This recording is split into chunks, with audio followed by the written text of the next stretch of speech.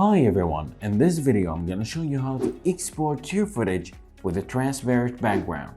So without further ado, let's get started. So guys, I have here a video with a green screen background. What I'm going to do is to remove the green screen and then export the video with a transparent background. So the first thing I'm going to do is to put the Ultra key effect on the video so I can delete the green screen. So what I want to do is to go to the effect banner right here. If you can't see it right here, you can go to the workspace and click on the effect workspace right here. So we want to go and search for Ultra, and I'm gonna click and drag the effect to the video.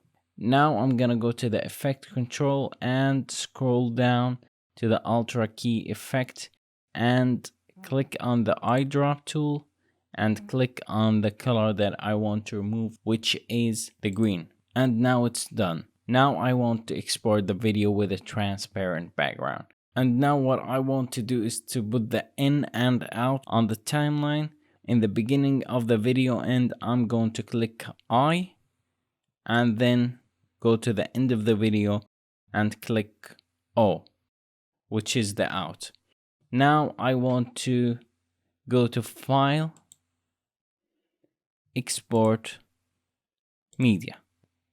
So the first thing we are going to do is to change the format to QuickTime right here, and go to this tab right here, video, and change the video code to animation, and then scroll down and go to depth right here, and you have two options. One is 8 and another 8 plus alpha. We want to choose the 8 plus alpha so we can have a transparent background.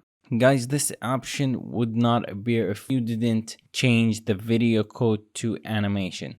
So make sure you change it to animation and then go to depth and change it to 8 plus alpha and then export. So guys, that is pretty much how you can export your video with a transparent background in Adobe Premiere. I hope this video was helpful for you, and I would really appreciate it if you can smash that like button for me, and I will see you in the next video.